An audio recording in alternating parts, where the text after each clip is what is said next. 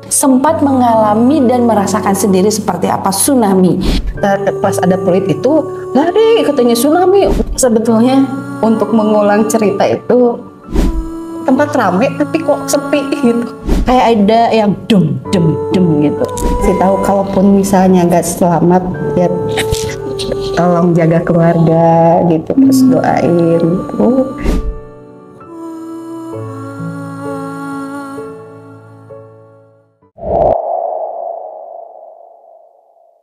Salam tangguh, kembali lagi ya sekarang di podcastnya BPBD Provinsi Jawa Barat yang udah memasuki edisi 3 ya. Oke, dan kali ini bintang tamu kita istimewa sekali. Bapak Ibu ini adalah Ibu Neni Nurhayati Esos sebagai penyusun kerjasama pelatihan di BPBD Provinsi Jawa Barat. Nih, kenapa nih Bu Neni kita ajak? Jadi kemarin kan kita baru saja melaksanakan apel kesiapsiagaan Megatrust di Pangandaran, yang tentunya itu salah satunya dapat mengakibatkan tsunami. Dan ngomong-ngomong tsunami ya, itu kesannya tuh banyak orang yang tidak percaya, Megatrust itu apa gitu ya. Tapi kita punya Ibu Neni yang dibawa ke sini bukan sebagai ahli tsunami, tapi Bu Neni itu sebelum masuk ke BPBD sempat mengalami dan merasakan sendiri seperti apa tsunami, dan mungkin beliau akan berbagi-bagi cerita, dan dari situ diharapkan kita bisa mendapatkan pencerahan mengenai tsunami itu nyata adanya dan bagaimana cara kita menyelamatkan diri. Nah, Bu Neni apa kabar? Kabar sehat sekali sekarang ya Bu ya. Sekarang udah gabung dengan BPBD, ya. Mau liput tentang kebencanaan, dan Bu Neni sendiri pernah mengalami yang namanya bencana, yang termasuk bencana yang sangat besar yaitu tsunami. Jadi gimana Bu Neni? Bisa ceritain sedikit waktu itu Bu lagi ngapain di Pangandaran? Makasih ya. Sebetulnya untuk mengulang cerita itu ada perasaan gimana gitu ya. Bisa coba. Dulu itu saya tuh masih di DPMD Provinsi Jawa Provinsi Jawa Barat. Nah, waktu itu ada kegiatan pelatihan raksa desa untuk kepala desa. Nah, itu se-Jawa Barat ya. Cuman kemarin yang waktu kejadian itu kita melaksanakan pelatihannya itu beberapa kabupaten saja yang berada di wilayah Pangandaran. Nah, sebelum kejadian tuh kita tuh hari Minggu tanggal 9 kalau nggak salah, kita tuh ke Pangandaran tuh udah beda aja Bu. Rasanya udah beda aja. Apa yang kerasa beda ya? Suasana beda. Atau gimana? Suasana juga cuaca juga udah beda. Apa yang dirasakan suasana seperti apa yang beda itu? Yang biasanya tuh panas ya. Waktu kita datang tuh rasanya kayak panas, cuman ada angin-angin yang beda aja rasanya gitu. Bukan kondisi di laut gitu, daerah laut itu kan biasanya panas dingin, gitu. Iya, panas ini mah dingin, paket-paket gitu ya. Ini mah dingin gitu. Terus suasana yang beda itu? Suasana beda itu tempat rame tapi kok sepi gitu. Suara manusia terdengar tapi tetap terasa sepi. Biasanya mungkin ada suara-suara hewan atau apa yang rame. Sepi aja. Iya. Jadi hewan-hewan juga udah pada kemana kali ya? Kita tahu lah. Nah, terus waktu kejadian tuh gimana Bu? Tiba-tiba atau gimana? Ada tanda-tanda sebelumnya? Tanda-tandanya, kalau saya ya pribadi, sebelum kejadian tuh kan saya tidur dulu nih. Ada suara tidurnya sambil tengkurap gitu. Di telinga tuh kayak ada yang dem gitu. Ini apa? Biasanya juga kan nggak ada ya. Ini mah ada ledakan gitu. Bukan ledakan sih, kayak dentuman apa gitu ya. Kalau apa sih, palu ya, tumbukan gitu, kayak gitu. Terus kejadiannya besoknya sebelum asar. Kejadian itu sebelum asar. Di situ kita lagi istirahat. Kalau peserta itu sedang belajar, kalau saya kan sebagai panitia tuh sama teman-teman santai gitu, terus main dulu ke pantai gitu ya. Bisa kalau pagi-pagi Sebelum acara kita pasti ke pantai dulu gitu ya. Iya, biasanya gitu. Nah, udah gitu tiba-tiba dari kejauhan tuh yang namanya ombak tuh, kan biasanya ombak memang jalan biasa gitu. Iya. Ini mah beda. Dari jauh juga udah kelihatan hitam gitu. Ombaknya hitam. Iya, tapi masih enggak tinggi ya. Tapi pas kita kesini, kok makin tinggi, terus makin hitam gitu. Teman-teman juga sempat bercanda kan. Ini kalau kita di Aceh nih tsunami kayak gini kali ya. Alah, Itu tuh padahal udah tsunami. Coba. nggak boleh matak-matak yang ngomong ya. Makanya jangan sembarang ngomong ya.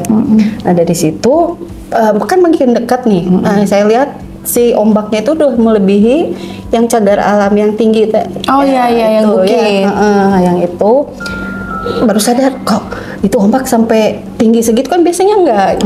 Nah dari situ terus ada suara peluit juga dari penjaga pantai bahwa itu pemberitahuan tsunami. Kan belum kayak sekarang kan kalau ada tsunami itu ada pemberitahuan sirine kan. Soalnya belum ada BPBD ya, dan belum ada alat-alat pemantauan untuk ini ya tsunami, potensi tsunami. Kalau dulu tuh masih fluid dari penjaga pantai. Itu juga harus mikir dulu ini tsunami atau bukan gitu ya.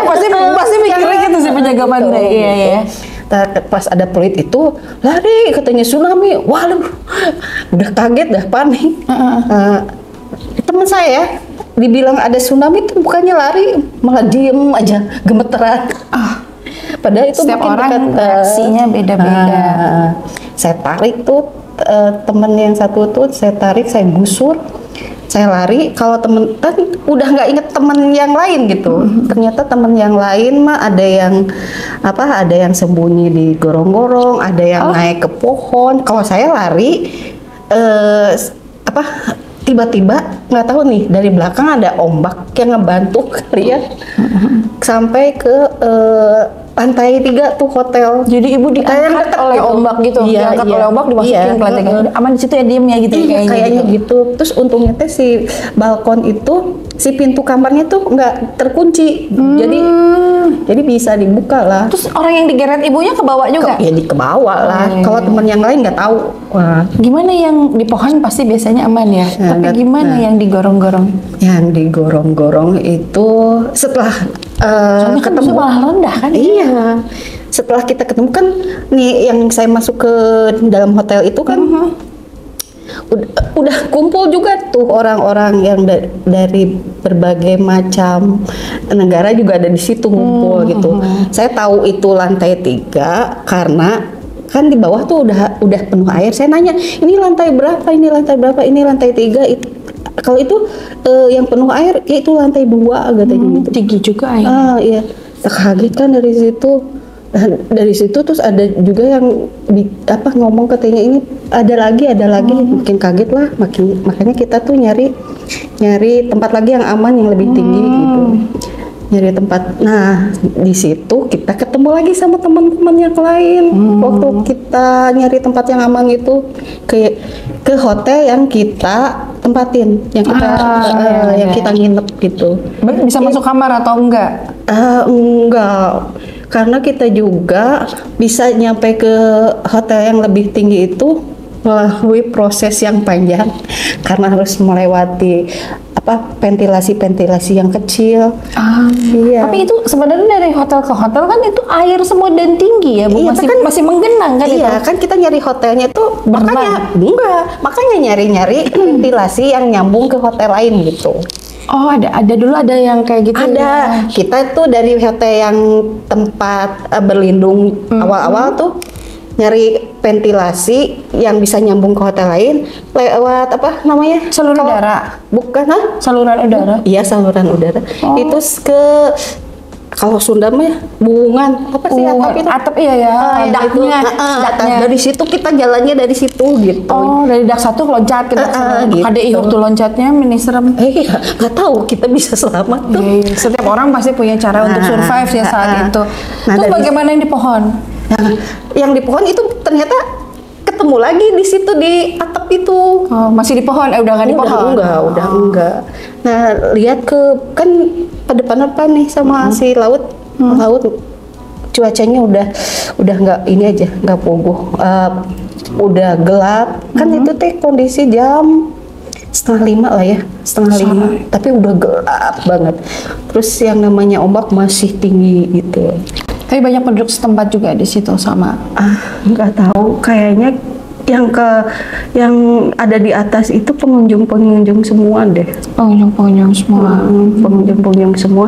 Nah dari situ kan kita udah kita mah udah sampai sini aja gitu. Pasrah aja ya. Udah nih punya telepon masih ada ini telepon HP. Udah sekali ewang tuh. HP-nya nggak basah? Enggak kan. Diselamatin begini. Jadi masih kepikir ya kalau berarti begini tangannya. Ini telepon nggak boleh basah gitu ya? Kalau yang lain pada basah, kalau yang aku mah enggak. Jadi sekali ewang itu Telepon keluarga supaya nggak cemas ya. Ya ngasih tahu kalaupun misalnya nggak selamat ya tolong jaga keluarga gitu, terus doain gitu. Dari situ ingat lagi ya, kalau ingat lagi tuh sedih banget. Tapi sambil nunggu gitu bantuan, tiba-tiba ada juga penjaga. Kalau penjaga pantai itu apa namanya ya? Iya, lifeguard. Itu Lifeguard, ya. katanya selamatkan diri, turun dulu, lari ke tempat aman tuh, Masjid Agung yang di alun-alun. Waktu itu Masjid Agungnya tidak terendam memang. Katanya enggak, jadi disuruh turun kita tuh turun dari atap itu. Udah surut itu? Udah surut tapi belum begitu surut. Berapa jam itu Bu di atas sebelum di akhirnya surut?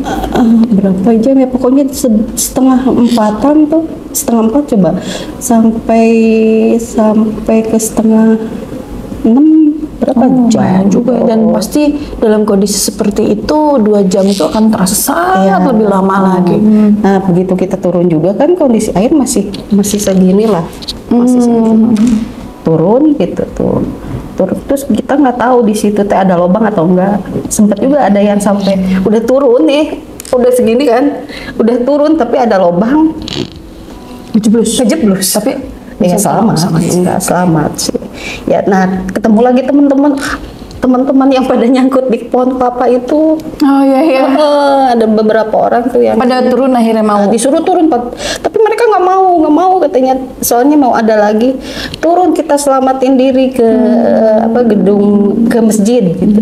Tapi pas lagi turun itu tsunami yang keduanya, maksudnya kan dia tsunami balik, yang kebalikannya udah keluar itu udah. Udah jadi lebih aman lah ya. Kan dari posisi ke segini, jadi turun kan jadi segini, udah turun. Nah kita dari situ menuju masjid, tapi lagi lari menuju masjid itu kita kan makin sini makin surut nih. Itu si di bawah itu udah banyak mayat bertebaran. Itu sedih banget pasti. Iya, terus sampai itu juga pecahan kaca juga kan, sampai keinjak-injak nggak dirasa lah. Oh iya, alas kaki ibu hilang atau masih pakai? Udah nggak pakai alas kaki. Biasanya soalnya kalau di pantai kan orang kadang-kadang telanjang kaki atau pakai sendal yang gampang lepas ya. Udah enggak, semua udah pada tanpa alas. Tanpa alas. Itu juga waktu lari ke ke masjid itu, lari secepatnya. Yang tadinya orangnya dibilang katanya nggak bisa lari tuh, leles kekeyup gitu. Kalau di kondisi kayak gitu kok jadi super bisa lari cepat gitu. Itu juga nggak nyangka lah.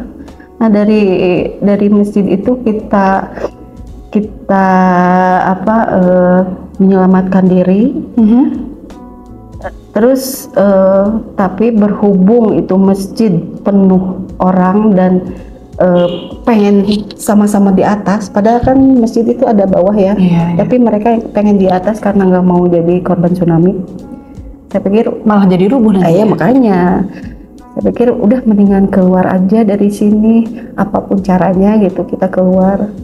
Nah di situ kendaraan juga nggak ada yang keluar pasti ya. kebawa juga ya sebagian. Tapi kebetulan ada sih satu keluarga apa tukang dagang apa kita teh minta tolong pokoknya bawa Dia kita, bawa apa? Kendaraan pick up.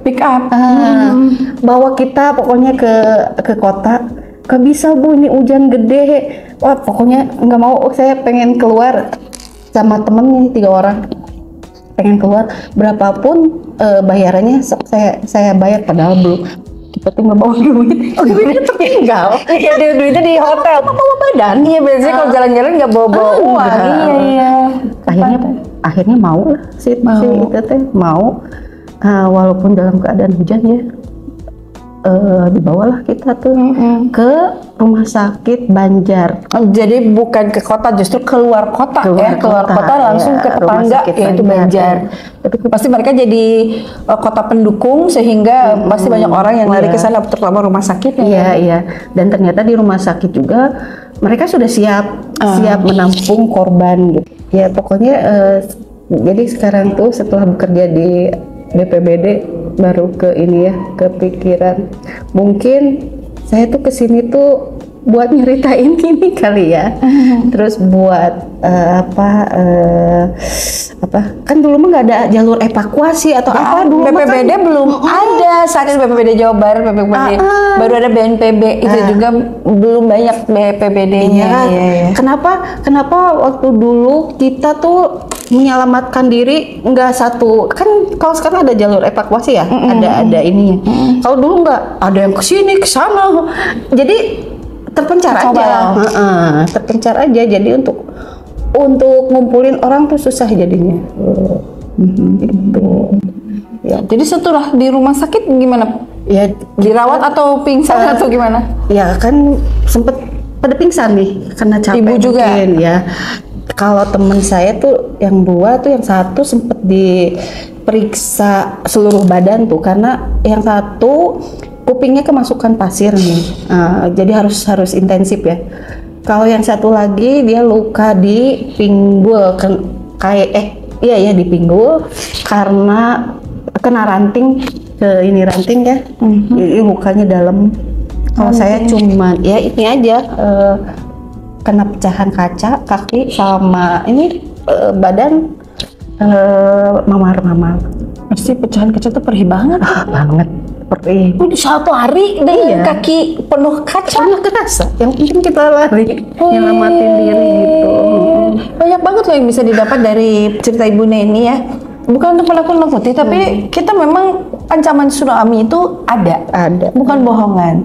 Kita nggak tahu akan terjadi hari ini, besok, atau 20 tahun atau 100 tahun lagi. Tapi dengan berbagai kita tahu apa adanya, kita bisa jadi belajar bagaimana kita bisa menyelamatkan diri sendiri. Dari Bapak cerita Bu Neni itu bisa kelihatan tuh, ketinggian sudah pasti, pohon pasti aman ya Bu ya. Tadi yang dia kena ranting pasti bukan karena pohon kelapa, itu ranting ya.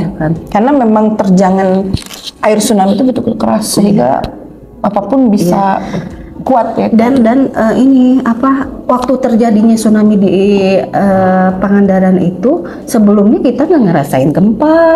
Oh iya, nggak ngerasain memang gempa. Kalau nggak salah emang nggak ada gempa. Iya, justru kan orang Bandung nih yang ngerasa gempa. Justru kita yang dikasih tahu lari dari pantai karena ada gempa besar, ada peringatan tsunami. Itu kitanya tahunya dari situ malah, bukan dari di tempatnya itu, karena kita nggak kerasa. Itu Ibu baru nyadar tulisan itu di WA atau di telepon. Dulu mah nggak ada WA ya, telepon.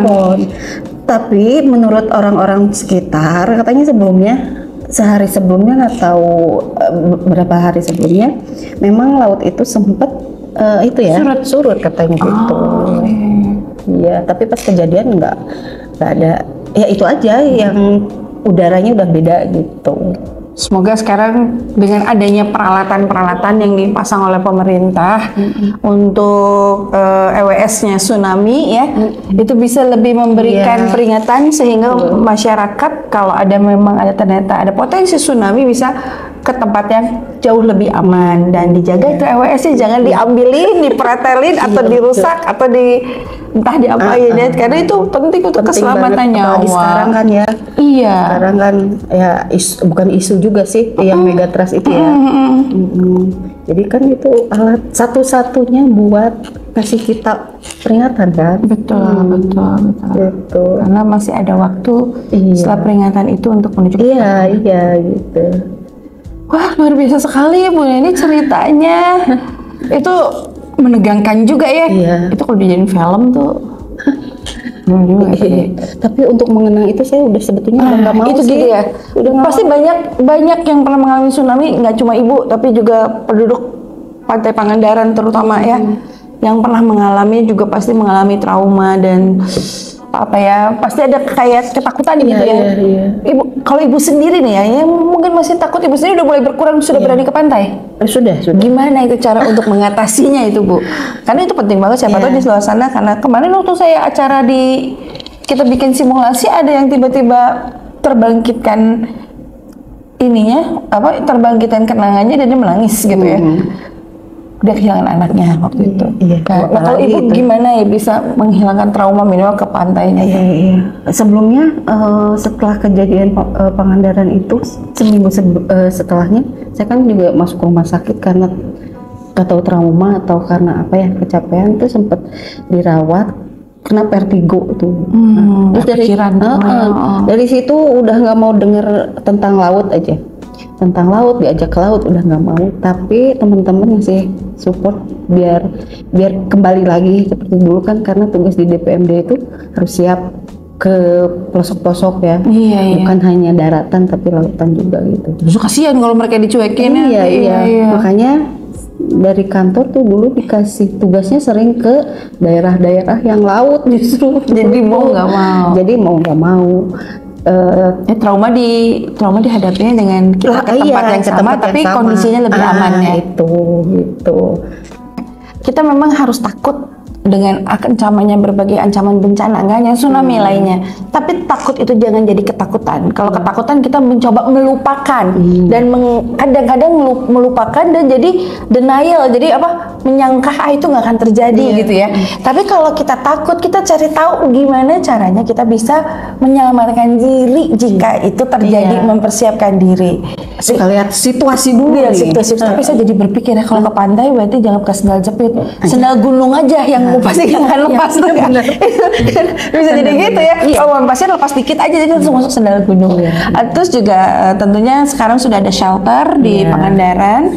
Itu juga bisa jadi tempat cari tahu di mana shelter itu berada. Jadi saat main ke pantai, bermainlah dengan senang hati, tidak usah memikirkan lain-lain, tapi sebelumnya waspada dulu, lihat papan-papan petunjuk, lihat penunjuk arah evakuasi, tempat titik kumpul aman. Setelah itu silakan main-main sepuasnya, dan semua keluarga sudah dikasih tahu kalau ada apa-apa larinya ke sini, karena itu yang menjadi kita aman. Dan juga untuk penduduk pantai, terutama yang hidupnya dari turis, gak usah takut juga bahwa peringatan ini juga bisa menghilangkan turis-turis yang datang, karena dengan setiap penduduk pantainya sudah siap dan sudah tahu, turis akan lebih nyaman. Kalau turis datang sudah ada papan petunjuk kiri kanan peringatan tsunami dan sebagainya, turis akan lebih nyaman lagi. Oh, saya tahu harus ke sini, harus ke sini, harus ke sini. Kalau nggak ada papan petunjuk, malah turisnya kayak kemarin ya Bu, kiri kanan, lalu kemana, yang di mana gitu ya.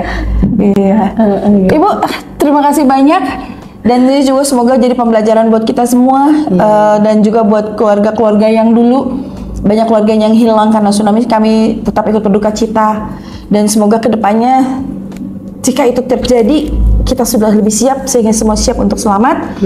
Jangan lupa tetap cari tahu ya apa itu tsunami, bagaimana menyelamatkan diri, dan tetap ajarkan pada semua keluarga, bahkan termasuk anak kecil sekalipun, apa yang harus dilakukan jika terjadi bencana, sehingga kita selalu bisa siap menghadapi ancaman bencana apapun, entah itu terjadi kapanpun, karena kita tidak pernah tahu. Kalau untuk tsunami, untuk gempa bumi ya, tapi kalau untuk yang lain mah itu mah slow onset ya, jadi gampang lah ya, itu mah bisa kita cegah, malah bisa kita cegah tuh si banjir itu. Dan kalau untuk yang ini tetap cari tahu bagaimana siap sedia, kita prepare diri sendiri, prepare keluarga kita sampai yang terkecil, bahkan sampai yang udah sepuh-sepuh juga, sehingga mereka sudah tahu harus ngapain jika hal itu terjadi. Ya udah, kalau gitu Ibu terima kasih banyak loh mau jadi sini, seru banget ceritanya. Ada cerita lain seru ya Bu ya. jangan. Baiklah, kalau gitu Bibi Sylvia pamit, sampai ketemu lagi di episode berikutnya podcast dari BPBD Provinsi Jawa Barat. Salam tangguh.